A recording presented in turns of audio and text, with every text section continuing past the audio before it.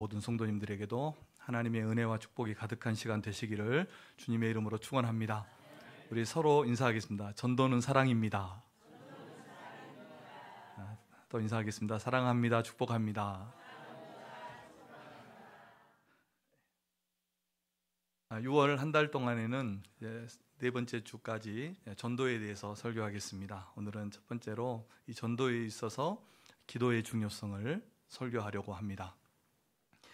이 우선순위 예화로, 시간 관리나 우선순위 예화로 아주 유명한 그런 예화가 있습니다. 우리 교회에서 제가 한두 번 정도 소개한 적이 있는데, 한 시간 관리 강사가 학생들에게 이 우선순위의 중요성을 알려주기 위해서 이렇게 입구가 큰 항아리를 하나 가지고 나와서 수업을 시작합니다.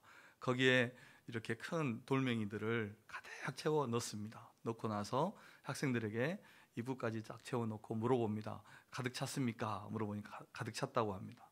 그러니까 교탁 밑에서 작은 자갈 모래와 같은 것들을 꺼내서 거기에 부으면서 흔들어서 또 그 사이사이를 다 가득 메웠습니다. 그리고 또 물어봤습니다. 가득 찼습니까?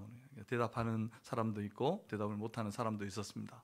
거기에 그 항아리에 이 시간 강사는 주전자에 담긴 물을 또 이렇게 부어서 아구까지 가득 채우고 나서 이제 이것이 의미하는 것이 무엇입니까? 이렇게 물어보고 이제 자기가 이것을 여기에서 얻는 한 가지 진리를 가르쳐 주는데, 무엇을 알려주냐면 가장 큰 것을 먼저 넣지 않으면 결코 나머지 것들을 다 넣을 수 없다 하는 이 우선순위 혹은 시간 관리에 대해서 알려주었다고 합니다. 우리 인생과 삶, 또 신앙생활도 마찬가지입니다. 인생에서 가장 중요한 것들을 우리가 놓쳐버리면, 먼저 하지 않으면 나중에는 그것이 큰 문제가 됩니다. 그래서 되돌릴 수 없는 그런 결과를 가져오고 삶이 형편없이 되기도 합니다. 우리 신앙생활, 또 우리의 삶에도 우선순위가 있어야 됩니다. 예수님께서 승천하신 후에 제자들은 여러 가지 상황에 봉착해 있었습니다. 먼저 예수님이 떠나고 나서 예수님을 십자가에 못 박아 죽인 사람들이 지금 살아서 시퍼렇게 눈을 뜨고 그 제자들의 행동을 주시하고 있었어요. 그러니까 매우 위험한 상황에 제자들은 처해 있었고, 또 제자들은 매우 연약했습니다. 예수님이 잡히시고 십자가에 못 박힐 때만 해도 제자들은 다 도망가 숨어버렸죠. 그리고 어떤 사람들은 부활하신 후에 예수님이 부활했다는 소식을 듣고도 자기 고향으로 내려가서 다시 고기 잡는 이런 제자들도 있었습니다. 그리고 예수님도 제자들만 남겨두고 지금 하늘로 승천하신 그런 상황 가운데 오늘 본문에 제자들이 상황이 있는 것입니다. 그리고 예수님께서 승천하실 때 바울에 의하면 약 500여 명의 형제들이 그 예수님의 부활을 보았고 그곳에 함께 있었다, 이렇게 말씀을 했습니다. 그런데 사도행전 1장에 보면 이제 남은 사람들은 120명이 남아 있었죠. 그러니까 380명 정도는 다 다시 돌아가 버렸다는 것을 우리가 알 수 있습니다. 그러니까 그들이 얼마나 많은 이야기들을 했을까요? 이런 상황에서 우리가 무엇을 단체 행동을 한다든지 함께 모여 있으면 죽는 것과 마찬가지다, 이런 말들이 있었을 겁니다. 그리고 우리가 조금 이 예수님이 죽으시고 이제 부활하셨는데 우리가 조금 멈춰 있다가 숨어 있다가 잠잠해지면 그때 우리가 다시 모여서 활동을 하자, 이런 말들도 있었을 것입니다. 여러 가지 이런 실제적인 이야기, 또 삶의 이야기, 이런 것들을 많이 있었을 것이고 이런 견해들이 더 우세했을 겁니다. 그래서 3분의 2 이상이 380명이 돌아가 버렸다면 그 중에는 매우 이성적이고 합리적인 똑똑한 말을 하는 사람들이 있었을 겁니다. 그래서 그게 더 우세해서 많이 돌아갔을 겁니다. 그런데 오늘 12명의, 우리가 읽었지만 12명의 제자들의 이름이 13절에 나오고, 그 제자들과 또 그 이후에 보면 120명의 성도들이 마가의 다락방에 있었다는 것을 우리가 알 수 있는데, 그들은 주님이 말씀하신 것처럼 약속하신 성령을 기다리며 기도에 힘썼다는 것이 오늘 본문의 내용입니다. 사람이 세상을 살다 보면 참 중요한 일들이 우리의 삶에 얼마나 많은지 모릅니다. 정말 피해갈 수 없는 일, 반드시 해야 되는 일들, 돌아보아야 될 사람들, 참 많은 일이 있지만, 그래서 사람들은 나름대로 자기들의 우선순위를 정해놓고 인생을 살아갑니다. 그것은 우리의 신앙생활도 마찬가지입니다. 두말할 것 없이 우리는 우리의 삶에서 가장 중요한 것을 반드시 할 것이고 먼저 할 것입니다. 하지 않으면 안 되는 일들을 우리는 반드시 할 것입니다. 그래서 우리의 삶과 우리의 신앙생활에서 무엇이 가장 중요한 것이고 우선되어야 하는가를 오늘 한번 생각해 볼까 합니다. 이 빈칸에, 이 물음에 우리는 오늘 기도라는 답을 쓰기를 원합니다. 찾기를 원합니다. 기도가 우리의 삶에서, 특히 신앙생활하는 우리 성도들에게 있어서 가장 중요한 것이라는 것을 우리가 오늘 말씀을 통해서 한번 생각해 보려고 합니다. 오늘 14절을 보시면 마지막에 이렇게 말씀했습니다. 그들이 오로지 기도에 힘썼다, 이렇게 말씀을 하고 있습니다. 오로지 기도에 힘썼다는 것은 꾸준히 기도하기에 힘썼다는 것이고, 기도하는 일을 계속해서 전심전력을 다했다, 기도하는 일에 집중했다, 혹은 집착했다, 이렇게 번역을 할 수 있는 말입니다. 그러니까 이 한 문장은, 기도에 오로지 힘썼다는 이 한 문장은 예수님의 제자들과 120명의 성도들, 그 초대교회의 그 초기의 신앙을 이루었던 그들이 기도를 어떻게 생각했는가를 잘 보여준다고 할 수 있습니다. 기도를 얼마나 소중하게 생각했는가를 보여준다고 할 수 있습니다. 사도행전을 보면 초대교회 성도들의 모습들을 사도행전이 담고 있는데, 그들의 초기의 이 신앙의 모습을 몇 가지만, 기도의 모습을 살펴보면 그들은 모일 때마다 기도했습니다. 그들이 정말 힘썼던 것이 있는데, 모이면 기도하고 흩어지면 전도하는 일에 힘썼습니다. 유대인들처럼 규칙적인 기도 시간을 정해놓고 기도하는 일에 힘썼고, 그리고 사도들은 말씀과 기도하는 것과 말씀을 전하는 일을 전무했습니다. 이방인에게 복음을 전할 때, 교회의 일꾼을 세울 때, 자신들의 사역을 감당할 때 이 모든 일을 기도로 감당한 것입니다. 초대교회는 기도의 산물입니다. 기도가 초대교회를 낳은 것입니다. 우리가 주님의 교회를 세우고 복음을 전하고 그의 사명을 감당하는 것에 있어서 가장 필요한 것이 기도라는 것을 오늘 본문이, 또 사도행전이 우리에게 증거해주고 있다는 것입니다. 우리가 오늘 첫 번째로 살펴볼 텐데, 이 초대교회 성도들이 무엇 때문에 그렇게 기도에 힘썼을까? 그것은 주님이 약속하신 성령을 받고 복음을 전하는 그 복음의 증인이 되기 위해서 기도에 힘쓴 것입니다. 우리는 이 복음 전도의 사명을 감당하기 위해서, 전도의 사명을 감당하기 위해서 기도에 힘쓰는 성도가 되고 교회가 되어야 하는 것입니다. 예수님께서 승천하실 때 제자들에게 이렇게 당부를 했습니다. 분부를 하셨습니다. 사도행전 1장 4절입니다. 함께 읽어보겠습니다. 시작. 사도와 함께 모이사 그들에게 분부하여 이르시되, 예루살렘을 떠나지 말고 내게서 들은 바 아버지께서 약속하신 것을 기다리라. 아멘. 그래서 제자들은 이 주님이 분부하신 말씀을 따라서 예루살렘을 떠나지 않고 성령을 기다리면서 기도했다는 것입니다. 그리고 사도행전 1장 8절을 보면 우리에게 중요한, 또 제자들에게 중요한 분부를, 사명을 주님이 한 가지 주시는데, 이런 사명입니다. 사도행전 1장 8절입니다. 시작. 오직 성령이 너희에게 임하시면 너희가 권능을 받고 예루살렘과 온 유대와 사마리아와 땅끝까지 이르러 내 증인이 되리라 하시니라. 아멘. 그래서 이런 사명을 주셨기 때문에 제자들과 120명의 성도들은 이 사명을 위해서 땅끝까지 이르러 복음의 증인, 예수님의 증인되는 이 사명을 위해서 오로지 기도하는 일에 힘썼다는 것입니다. 교회가 복음의 사명을 감당하기 위해서 가장 힘써야 될 것이 무엇일까요? 그것은 단연 기도입니다. 기도가 살아야 교회가 살고, 기도가 살아야 전도의 문이 열리는 것입니다. 주님의 일은 주님이 하시기 때문입니다. 그래서 우리는 기도해야 됩니다.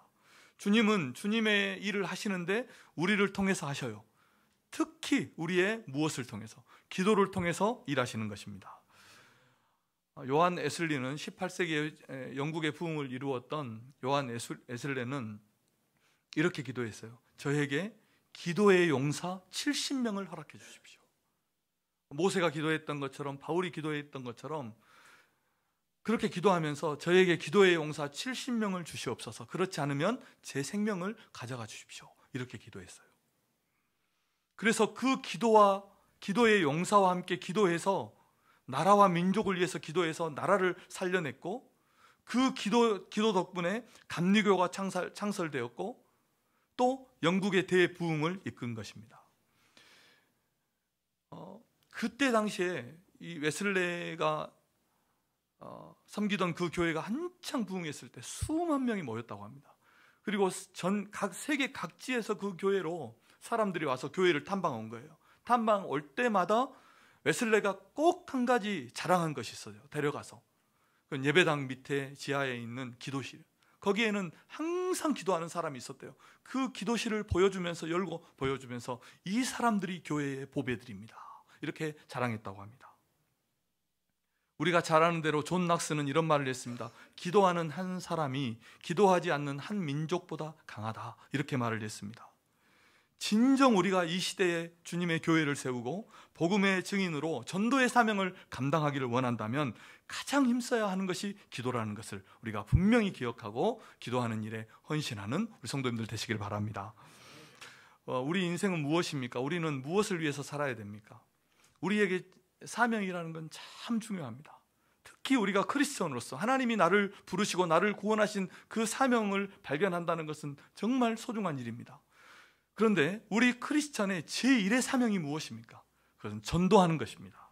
그래서 우리는 우리에게 주신 이 제1의 사명, 전도하는 사명을 감당하기 위해서 기도하는 성도, 기도하는 교회가 되어야 할 줄로 믿습니다. 하나님은 우리가 이 주님이 우리에게 주신 사명을 감당하기 위해서 기도하기를 원하세요. 주님의 교회를 위해서, 목회자와 성도를 위해서, 또 우리의 전도 대상자를 위해서, 연약한 성도들을 위해서 기도하기를 원하십니다. 저도 물론 처음부터 그렇게 기도해 왔겠지만 목회를 하면 할수록 기도의 중요성이 더 깊이 깨달아지고 제가 많이 설교 중에 고백도 했습니다. 그래서 계속해서 기도하는 것이 있는데 다니엘과 세 친구 같은 그런 기도의 동역자를 저에게도 허락해 주십시오, 이렇게 늘 기도합니다. 때로는 20명, 10명, 3명 이렇게 기도하지만 기도의 동역자를 달라고 그렇게 기도합니다. 정말 필요합니다.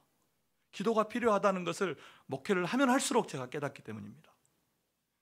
그만큼 기도가 필요한 일들이 많고 영혼들이 많고 주어진 사명이 막중하기 때문입니다.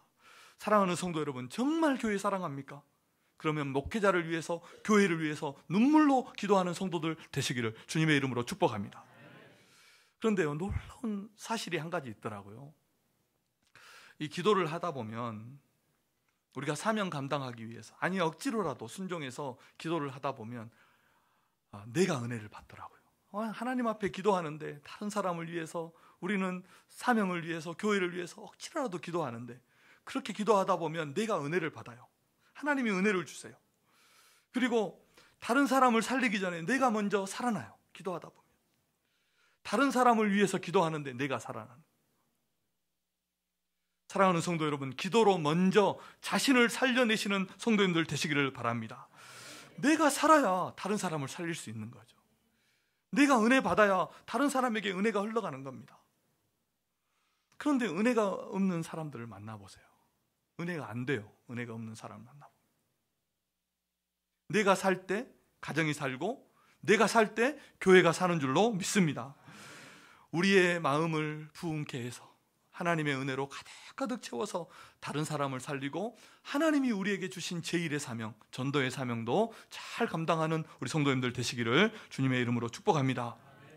두 번째로, 왜 초대교회 성도들은 오로지 기도에 힘썼을까요? 왜 오로지 기도에 힘썼을까요? 그것은 그 질문 속에 대답이 있습니다. 그것은 기도밖에 없기 때문입니다. 기도밖에는 해답이 없습니다. 우리 14절 말씀을 함께 읽어보겠습니다. 다시 한번 시작. 여자들과 예수의 어머니 마리아와 예수의 아우들과 더불어 마음을 같이하여 오로지 기도에 힘쓰더라. 아멘. 이 오로지라고 번역했는데, 오로지를 이제 국어사전을 찾아보니까 다른 것은 있을 수 없고 오직, 이것을 오로지라고 해석을 했더라고요. 풀이가 되어 있더라고요. 그래서 초대교회 성도들은 다른 것은 없는 것처럼 생각하고 오로지 기도했다는 것입니다. 공동번역 성경도 이렇게 번역했습니다. 그들은 모두 마음을 모아 기도에만 힘썼다. 이렇게 번역을 했습니다. 기도에만 힘썼다. 다시 말합니다. 다른 방법이 없는 것처럼 그렇게 여기고 오직 기도하는 일에만 초대교회 성도들은 힘썼다는 것입니다. 우리가 해낼 수 있다면 기도하지 않아도 되겠습니다. 우리가 할 수 있다면, 우리의 능력으로 가능하다면, 다른 방법으로도 된다면 오로지 기도하지 않았을 것입니다. 그런데 기도가 아니면 할 수 없었기 때문에, 기도가 아니면 안 되기 때문에 반드시 기도한 것입니다. 사도행전 1장 8절을 다시 한번 보시면 이렇게 되어 있어요. 오직 성령이 너희에게 임하시며, 오직 성령이 너희에게 임하시며. 복음 전도의 일은, 하나님의 사명을 감당하는 일은 성령께서 하시는 일입니다. 하나님이 하시는 일입니다. 오직 성령이 임하시면 그때 되는 것입니다. 사람의 계획과 사람의 지혜와 사람의 능력이 아니라 오직 성령의 능력으로 되는 것입니다. 제자들은 예수님이 계실 때 이 사실을 잘 알고 있었습니다. 예수님께서 그 귀신 들린 아들을 고친 사건이 있었습니다. 아버지가 제자들에게 데려와서 그 제자들이 귀신을 쫓아내지 못하고 예수님이 산에서 내려오셨을 때 그 귀신을 쫓아낸 사건이 있었어요. 그 귀신을 쫓아내고 아들을 고쳤을 때, 그 아이를 고쳤을 때 제자들이 나중에 집에 있을 때 예수님에 나아가서 예수님에게 물어봤어요. 주님, 우리는 어째서 이 일을 행하지 못했습니까? 귀신을 쫓아내지 못했습니까? 이렇게 물어봤을 때 예수님이 기도 외에는 다른 방법으로는 되지 않는다, 이것을 말씀해 주셨어요. 마가복음 9장 29절입니다. 함께 읽겠습니다. 시작. 이르시되 기도 외에 다른 것으로는 이런 종류가 나갈 수 없느니라 하시니라. 아멘. 이것은 비단 귀신을 쫓아내는 일뿐만 아니라 기도가 아니라면 하나님의 일을, 하나님의 능력을 경험할 수 없다는 그런 주님의 말씀입니다. 기도가 아니라면 할 수 없다는 것입니다. 기도가 아니면 안 된다면, 기도가 아니면 안 된다면 그때부터는 말이 달라지는 겁니다. 기도 외에 다른 방법이 없다면 이제는 말이 달라지는 겁니다. 기도가 아니면 안 된다면 기도는 선택이 아니라 필수가 되어야 되는 것입니다. 시간이 나면 하는 것이 아니라 시간을 내서 해야 되는 것입니다.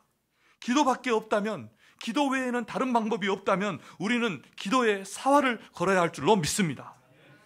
사랑하는 성도 여러분, 기도의 능력을 믿으시기를 바랍니다. 우리가 이 자리에 있는 것은 기도 때문인 것입니다. 우리가 여전히 하나님의 은혜 가운데 살고 있는 것은 기도 때문입니다. 우리의 믿음이 떨어지지 않고 이 믿음 안에서 우리가 살고 있는 것은 기도 때문입니다. 세상에 얼마나 많은 일들이 일어납니까? 그런데 그 모든 일들로부터 우리가 안전하게 지내는 것은 첫 번째는 주님의 은혜이고 우리와 누군가의 기도의 결과라는 것을 우리 성도님들이 꼭 믿으시기를 주님의 이름으로 축복합니다. 욥기서를 보면 그 욥의 세 친구가 나옵니다. 욥을 신랄하게 나중에 비난했던 그 세 친구가 나오는데, 나중에 하나님께서 그 세 친구를 강하게 책망하면서 하나님께 번제를 드리고, 그리고 욥에게 가서 욥에게 기도를 부탁하라고 말을 해요. 그래서 욥이 그들을 위해서 기도할 때 하나님께서 욥의 기도를 들으시고 욥을 생각하셔서 그 세 친구들을 용서해 주는 그런 말씀이 나옵니다. 하나님께서 창세기에 보면 소돔과 고모라를 불과 유황으로 멸하실 그 사건이 있습니다. 그때 그 불과 유황 속에서 아브라함의 기도를 생각해서 롯을 그 가운데서 건져내셨다는 그런 말씀이 있는 것입니다. 하나님이 진노하시니까 불과 유황을 비 쏟아지듯이 쏟아부어요. 그런데 그 가운데서도 롯을 구해내신 겁니다. 사무엘 시대에 타락한 제사장이 있었습니다. 엘리 제사장이었습니다. 그 엘리가 한나를 위해서 축복하면서 기도할 때 하나님께서 그 기도를 들으시고 사무엘을 한나에게 주신 거예요. 그리고 그 사무엘을 역사의 전무후무한 이스라엘의 지도자로 세운 것입니다.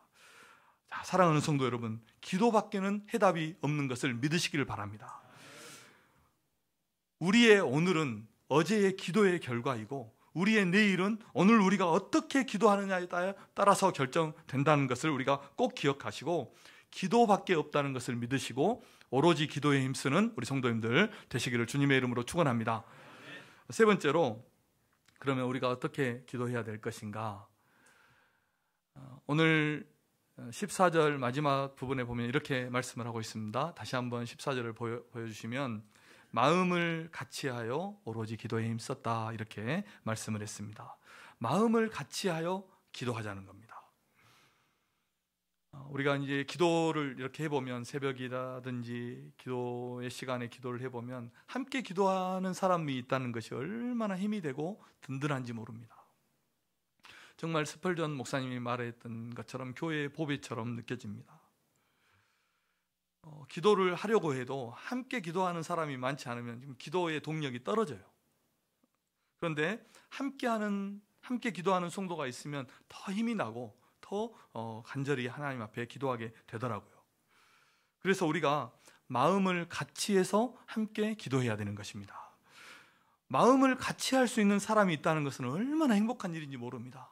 삶을 살아가면서 마음을 함께 할 수 있다는 것.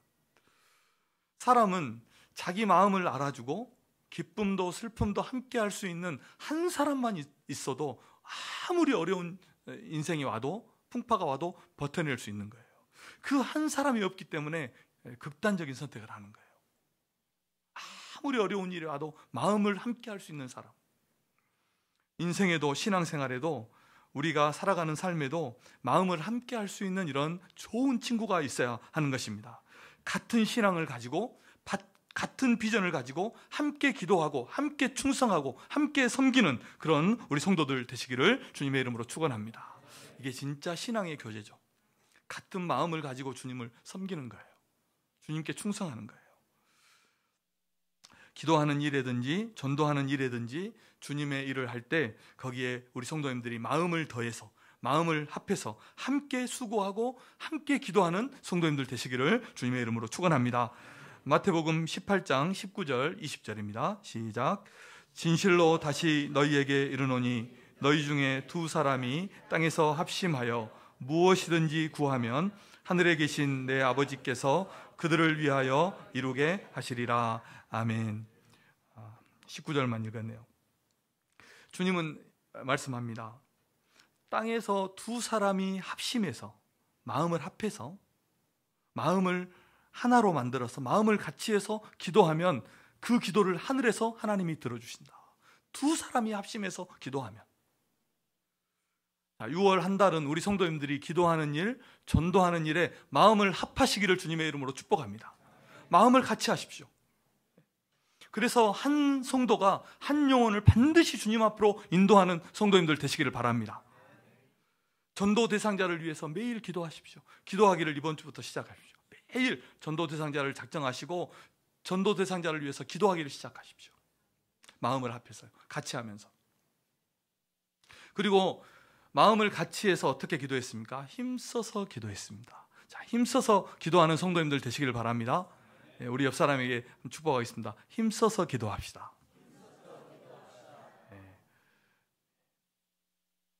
기도는 힘쓰지 않으면 안 된다는 것을 우리가 알 수 있죠. 힘써서 기도해. 힘이 들어가고 노력이 들어가고 결단이 들어가야 됩니다. 오로지 기도에 힘썼다는 것은 다시 한번 말씀드리면 꾸준히 또 계속해서 기도에 힘썼다라는 뜻입니다. 기도는 어떻게 해야 됩니까? 꾸준히 하는 것이고 꾸준히 힘써야 되는 것이고 오로지 힘써야 되는 것입니다. 이 실력은 꾸준함에서 나오더라고요. 실력은 꾸준함에서 나옵니다. 여러분 토끼와 거북이 이야기 그 비유 많이 들어봤어요. 토끼는 달리기는 잘하지만 가다가 자다가 늦어서 거북이가 이겼다. 그 이야기 유명한 이야기입니다. 제가 그 이야기를 더 찾아보니까 실제로 이 토끼와 거북이 달리기 시합을 하고 영상이 많더라고요. 나무위키나 이런 데 가서 한번 보여줬으면 재밌었을 텐데 직접 가서 보십시오. 그런데 그것만 올려놔서 그런지 모르지만 거의 대부분이 거북이가 이기더라고요.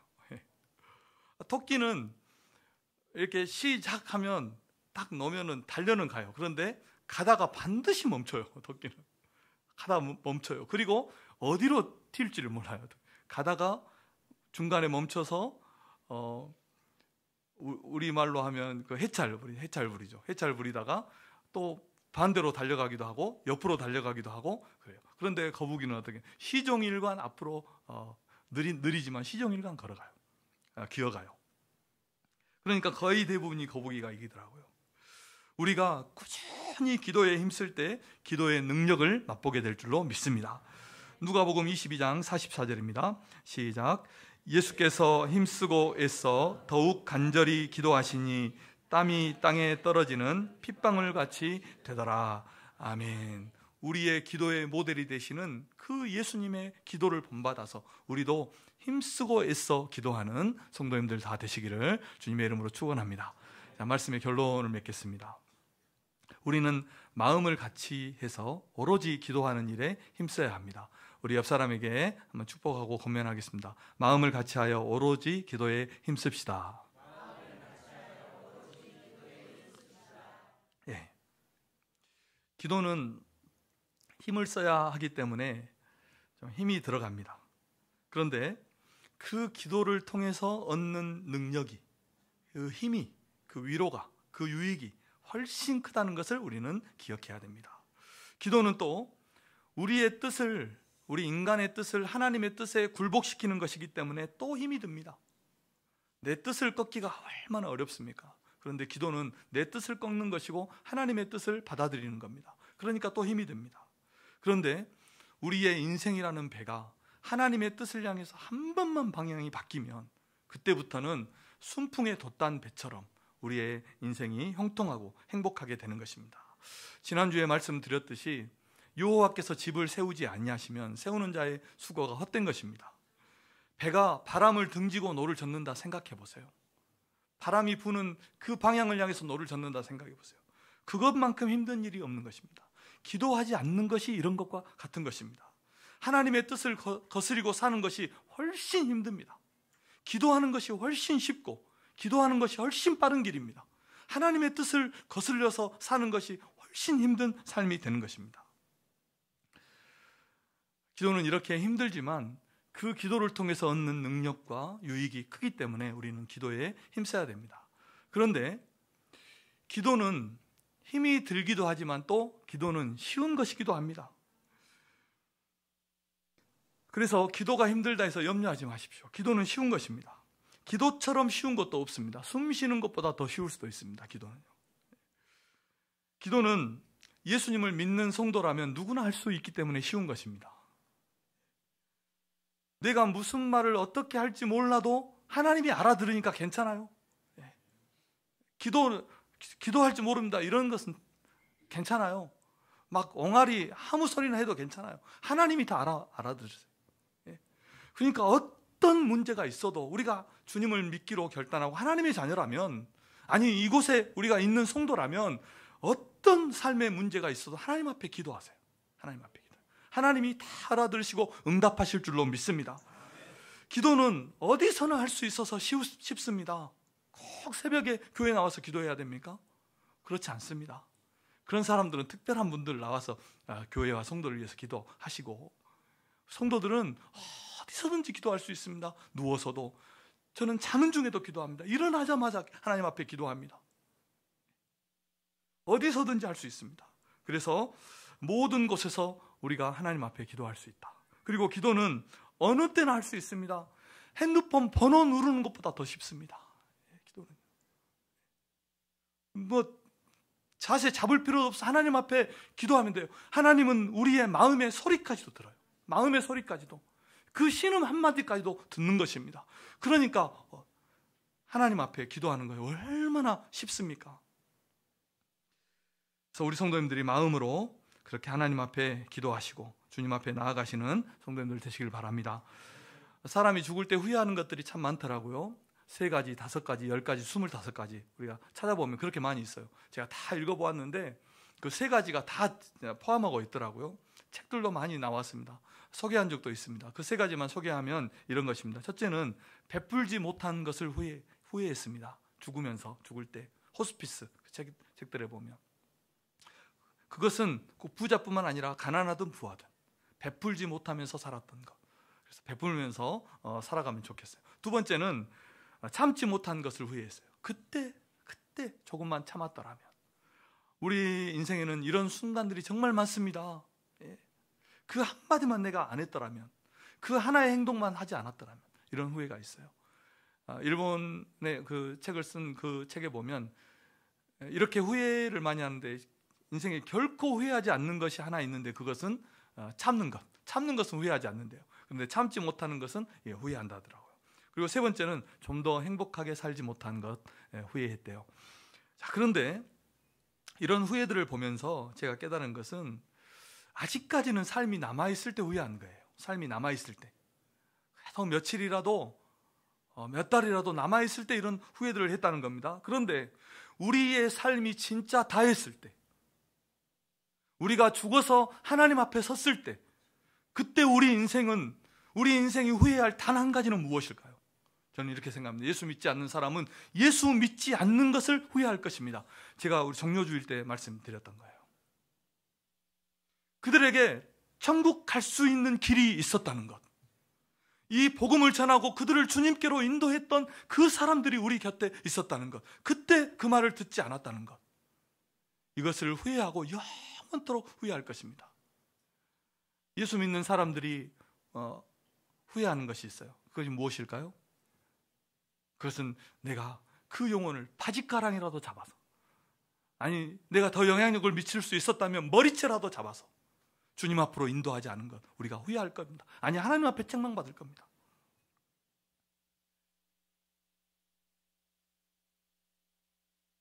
아마도 우리 주위에서 누군가가 믿지 않고 죽었다면 어떻게 할까요? 정말로 우리를 원망할 겁니다. 그리고 우리를 만날 기회가 있다면 우리에게 따질 겁니다. 왜 이 지옥에 대해서 말해주지 않았느냐? 왜 이 영원한 형벌이 있는데 나를 생명의 길로, 구원의 길로, 천국의 길로 나를 인도해 주지 않았느냐고 우리를 원망할 것입니다. 우리가 진짜 믿음이 있다면, 물론 그 책임은 개인에게도 있지만 우리도 거기에서 자유하지 못한다는 것입니다. 우리 성도들은 이 땅에서 사는 동안 믿지 않는 영혼들을 향해서 이런 책임이 있다는 것을 꼭 기억하시고 복음의 빚진 자의 마음으로 전도하시는 성도님들 되시기를 주님의 이름으로 축원합니다. 이 일을 위해서 이제 기도를 시작하시고 전도하시는 6월 한 달이 되시기를 다시 한번 주님의 이름으로 축복합니다. 기도하겠습니다. 하나님 아버지, 기도보다 앞서지 않는 성도, 그런 인생 되게 하여 주시옵소서. 사람의 생각으로 일하지 않고 성령의 인도하심을 따라 일하게 하여 주시옵소서. 영혼 구원의 열정을 허락해 주시고 전도의 불길을 교회 가운데 일으켜 주시옵소서. 모든